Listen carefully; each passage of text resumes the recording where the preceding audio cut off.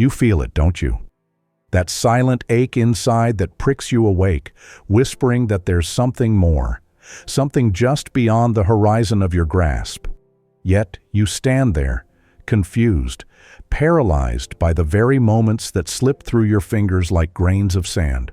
Franklin taught us that there is indeed a right time for everything, but what if no one ever handed you the map to read those signs? How can you claim mastery over life's turning points if you cannot discern their arrival?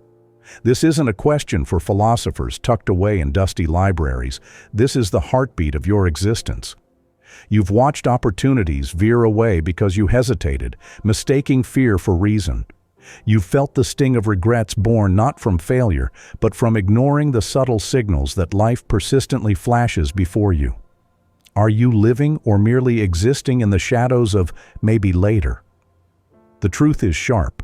The wise do not wait for perfect conditions. They create discipline to recognize when the winds change and seize the moment. Comment 1, if you have felt this restless tug, knowing deep inside there's a moment slipping away.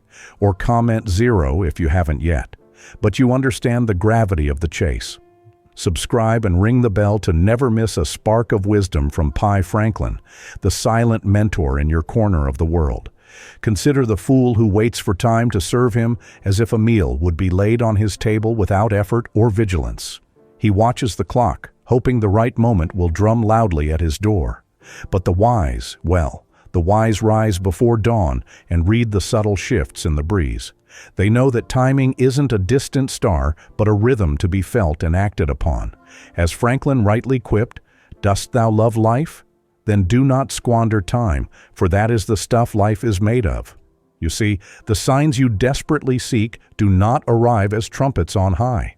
They come disguised as pauses in fortune, whispers from the cracks in routine, and shadows flickering where vision must sharpen. It's not about waiting for time to be perfect. It's about training your eyes to catch the glimmer of readiness. How then do you become fluent in the language of time? The art lies not in grand gestures, but in the humble act of discipline, a daily conversation with your circumstances. Remember, the river carves the canyon not by swift torrents, but by persistent drops. You might be thinking, is this all just another call to hustle? No. It is an invitation to discernment, the cultivation of a keen eye and a steady heart.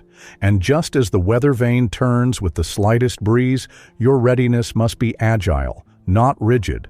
Rigidity is the anchor that drowns the fleetest ship. Now listen closely. The moment you recognize the signs, act with the urgency of a man who knows that a second lost is a second never recovered. Your hesitation is the thief of your destiny. Keep this close. Lost time is never found again. Let these words burn in your mind as you prepare to not just meet time's summons, but to master it. Now let us dig deeper, peeling back the layers beneath your restless hesitations and the familiar chorus of self-doubt that echoes in your mind. What do you tell yourself when the moment arrives, and still your feet refuse to carry you forward? "I'm not ready yet," you say, as if readiness were a cloak you could don at whim. But what is this readiness you await? A surge of motivation? A perfect plan? A celestial alignment? Each of these is but a phantom conjured by fear, masquerading as prudence. You see, "I need motivation" is the siren song that lulls many into inactivity. But motivation is a visitor, capricious and fleeting, not a foundation. It is not the herald of action, but its consequence. Waiting for motivation is like waiting for rain to water your seeds before planting them.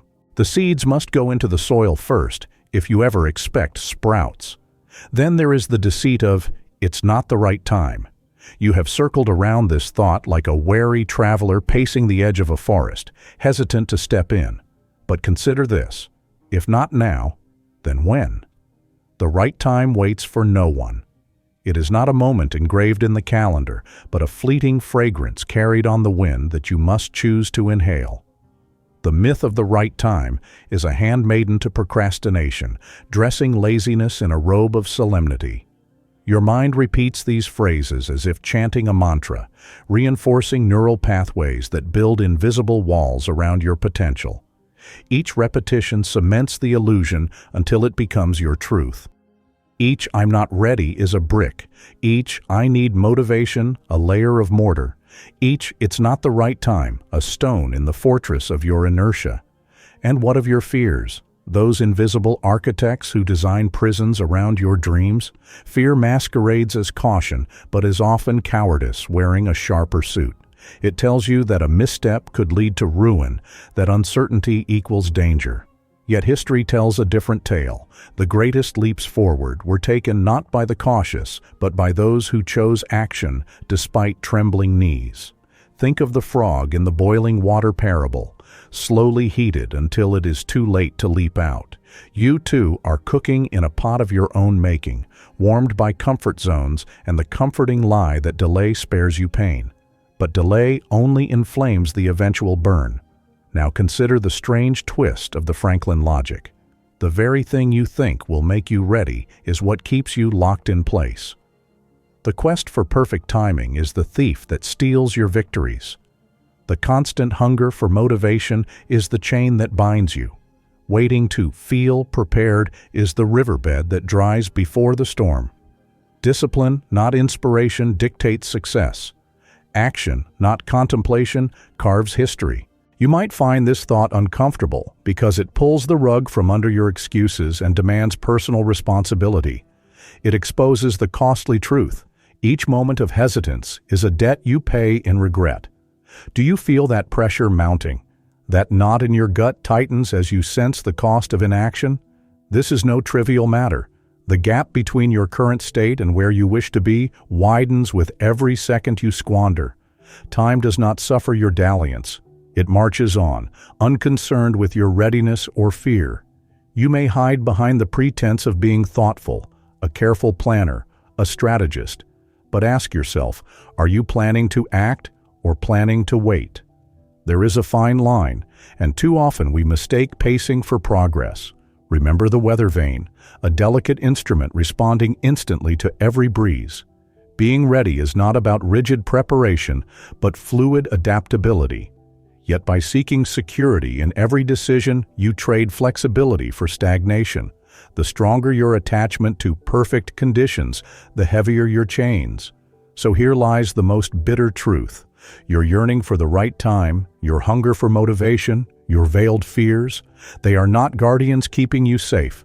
They are jailers hemming in the brilliance you are capable of. And what of the cost? Imagine the years slipping like silt through your fingers, the dreams deferred, the opportunities that passed unseen because you waited for permission from an imaginary clock. This is the price.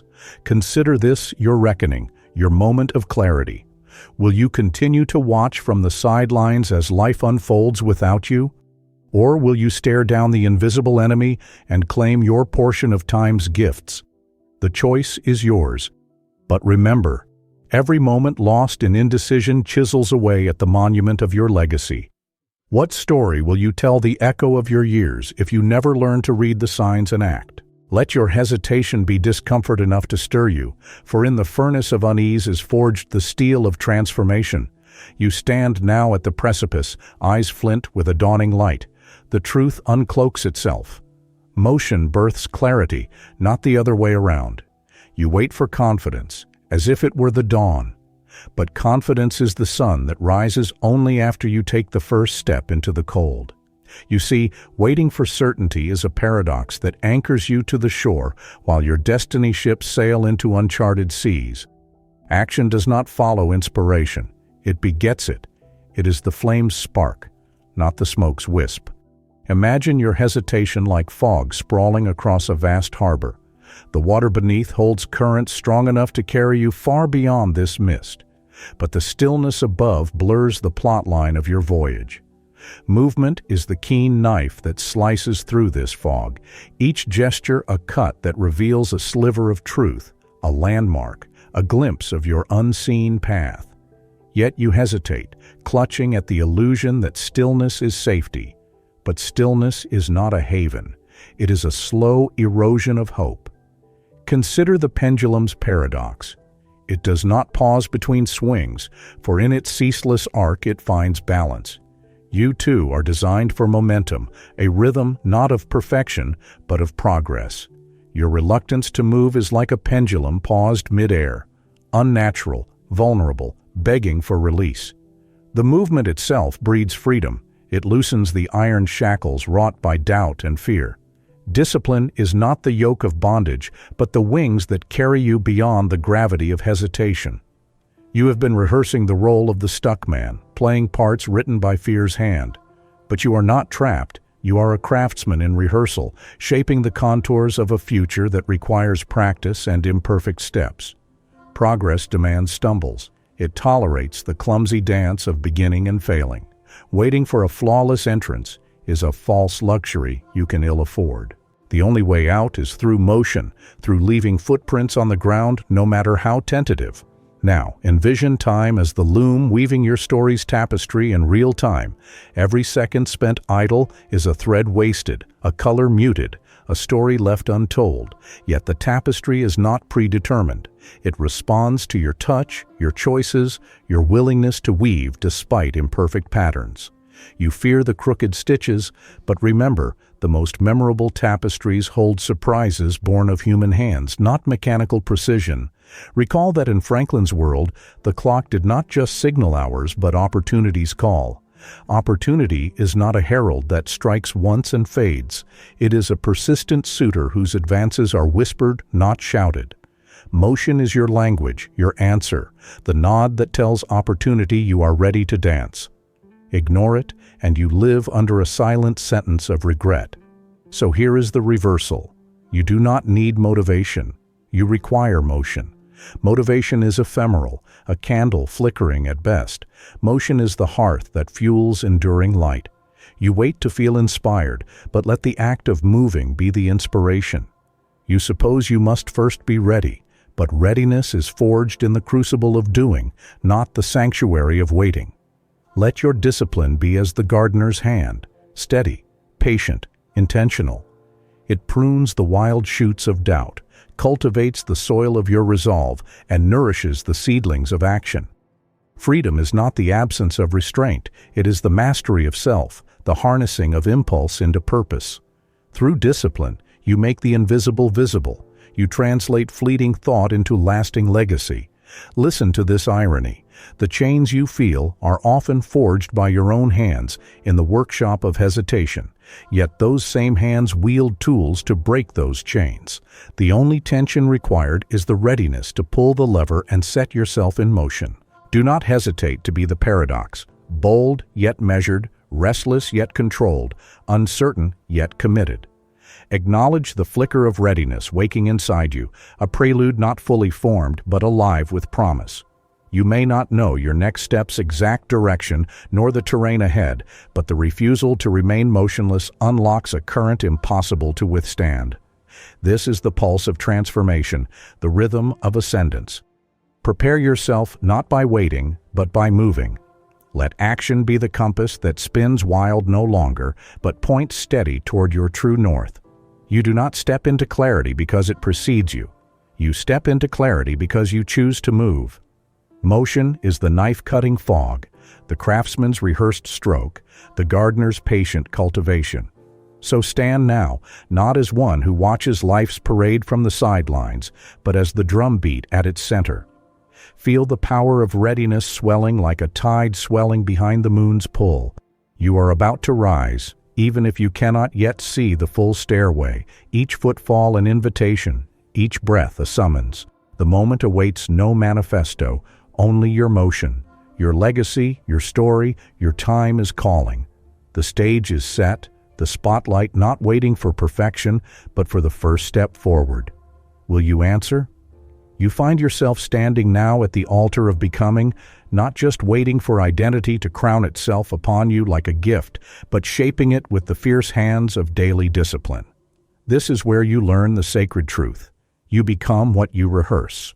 Repetition, that tireless smith, hammers your essence again and again until your character is forged, unbreakable and true. It is not the sudden roar of inspiration that scripts your fate, but the quiet, relentless drumbeat of consistent action. Each small decision, a stroke, etching your soul's signature deep into the bedrock of who you are. Imagine your habits as the loom that weaves the fabric of your inner world. Each thread, each simple, mundane choice, intertwines until your new self appears plainly to the world. The repetitive act once mocked as boring is in fact the very method by which greatness is built. You don't make a symphony by conducting once or twice. You labor through scales, hours, and imperceptible improvements. The discipline to show up to the silent rehearsal is the truest kind of rebellion against chaos, against your weaker impulses, against the tyranny of untrained emotion. Now feel this paradox twist in your mind. Discipline is not rigidity, it is freedom from emotional slavery. When you forge your will through habit, your spirit breaks the chains imposed by each passing mood or tremor of doubt. You no longer respond to circumstance. You architect your reaction in advance. As Franklin declared, the sovereign is the one who governs himself. Thus, the greatest rebellion is self-governance. The tyrant within you, the errant thought, the impulse to quit, is tamed not by force, but by the constancy of deliberate choice. Visualize the sculptor who returns day after day to the marble block, chipping away slowly but relentlessly. The statue's emergence depends less on the brilliance of each strike and more on the constancy of labor. Each small act compounds, not merely building momentum, but rewiring your very identity. You become the craftsman who designs your future, not the victim who stares helplessly at the shifting tides of fortune. This is the blueprint of becoming. Consistent action is the architect's hammer. Repetition is the cadence of the master's hand, and emotional mastery is the skill taught by countless quiet mornings, not granted by fortune's whim. Consider the power of choosing one behavior and becoming it. The mind is a restless sea, waves crashing with endless options and distractions. When you pick one action, one principle, one habit, and live it fiercely, you erect a lighthouse in that stormy sea. The beacon does not flicker for lack of energy, but stands steadfast, a mark of identity against the shifting fog. This singular devotion is not limitation, it is liberation. You shed the chaos of scattered wills and embrace the clarity of concentrated being. At times, the greatest strength is in not responding. When the tempest of emotion swells, your silence and stillness anchor you. Not reacting isn't weakness. It is the power to choose when and how you engage. You are no longer buffeted by the winds of feeling, but stand like a mighty oak rooted in self-command. The absence of immediate reaction is not surrender, but the opening act of mastery. You conserve your power to wield it with purpose. Picture your inner fortress, built stone by stone, not racily, but with patience. Each fortress stone is a habit, each wall laid, a disciplined moment, each tower a sustained effort of will.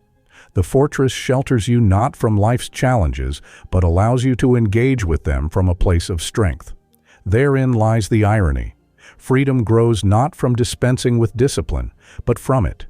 Discipline is not a cage, but the key that unlocks your sovereignty. Remember, as poor Richard might say, he who masters himself holds the world in his hand. You no longer move at the whim of fleeting feelings, but act from the deep well you have crafted day after day. Your past patterns no longer dictate your present, but serve as stepping stones for the person you are becoming. The great work is never in grand gestures, but in the humble constancy of showing up when no one watches, in the patient repetition of right actions. So you stand now, not as one who hopes for change, but as one who enacts it, not a dreamer, but an architect of your own identity. You are both the sculptor and the marble, the smith and the steel. This transformation is not sudden, but exists in the fabric of your daily life, the invisible labor that becomes visible only in the mirror of time. Quietly, firmly, make this pact with yourself. I no longer move by what I feel. I act by what I have become. This is the moment you slip the yoke of what-ifs and maybes, the moment you claim the rhythm of constancy, the moment you govern yourself with the dignity of a true sovereign. The journey will not be simple, but the reward is no less than the mastery of your own destiny.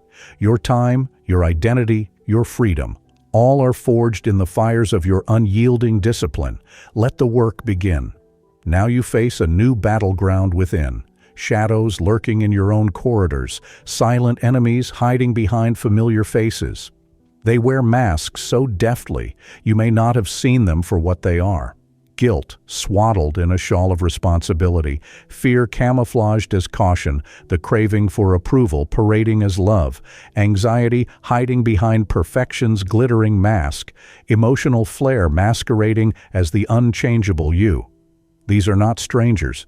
They are the thieves who robbed your confidence, the secret jailers chaining you to your smallest self.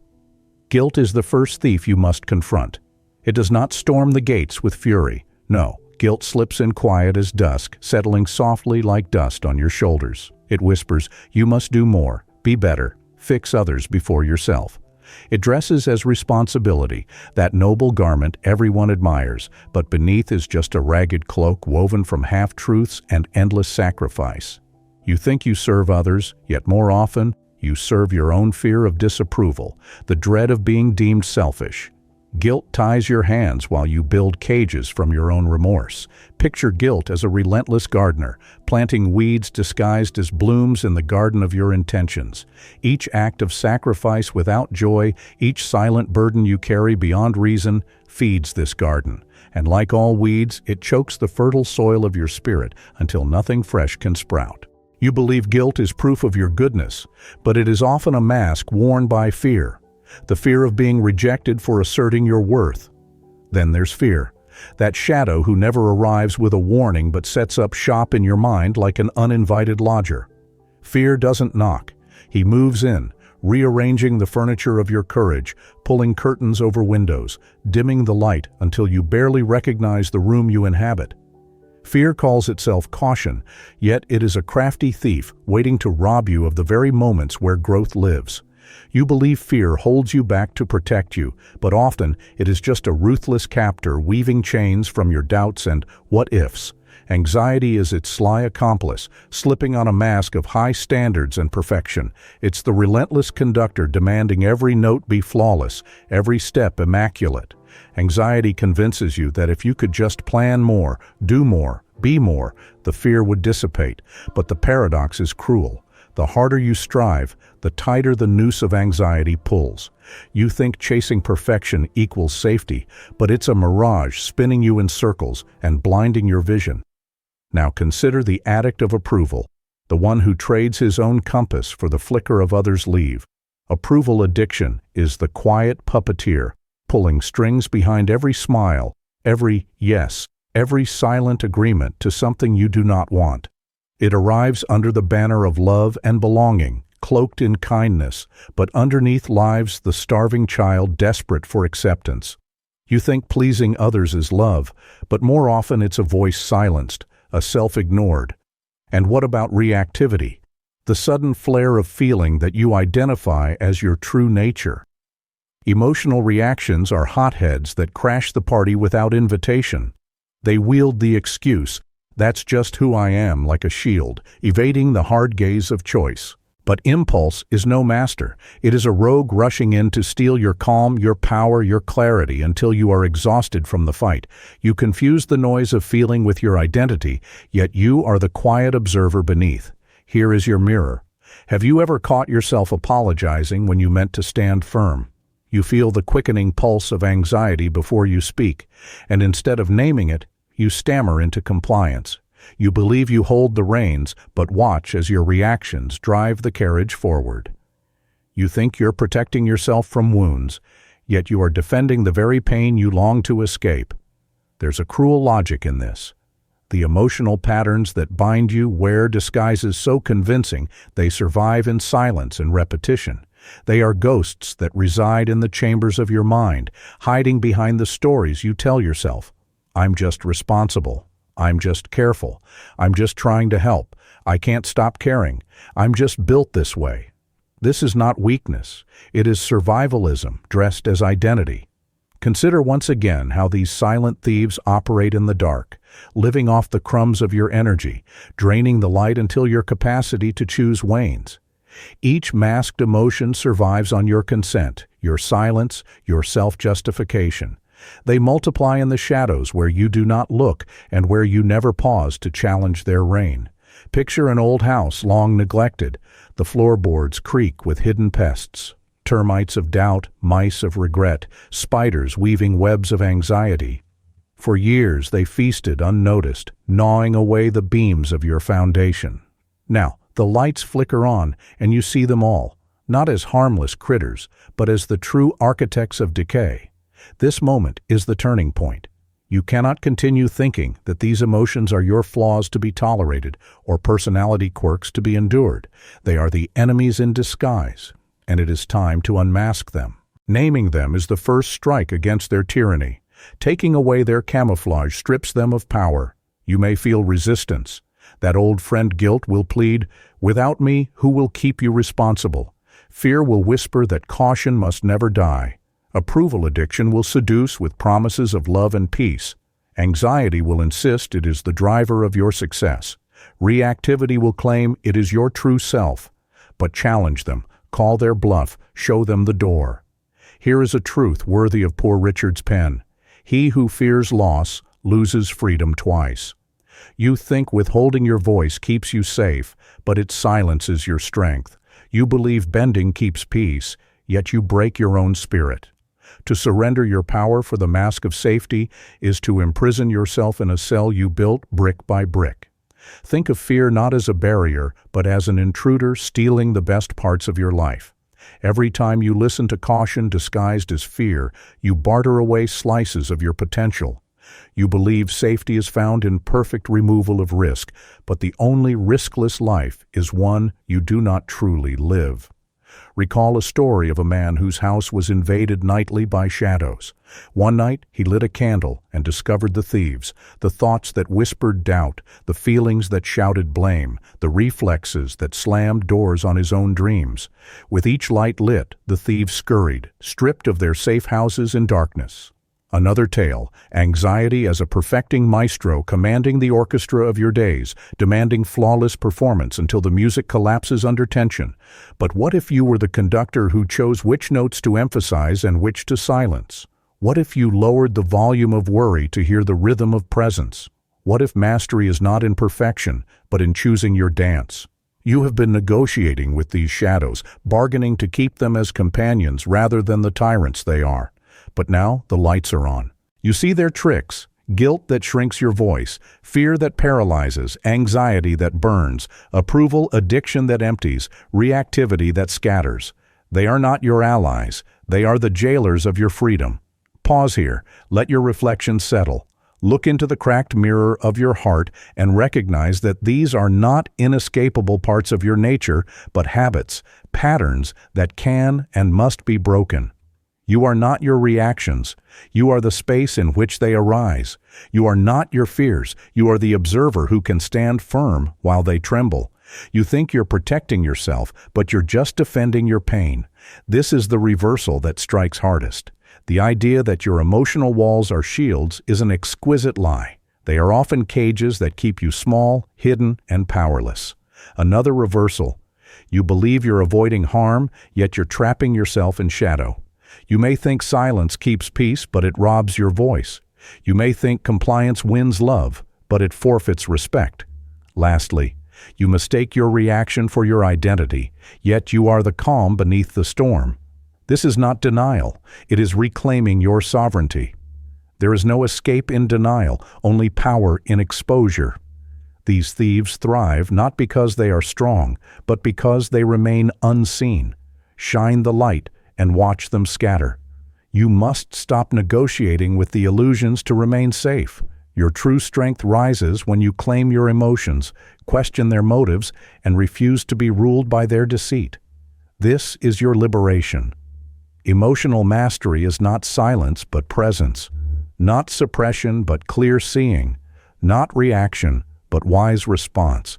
These words are your new compass. You've been negotiating with what was only meant to be faced. Now it's time, not to run, not to wait, but to stop letting these shadows command your steps.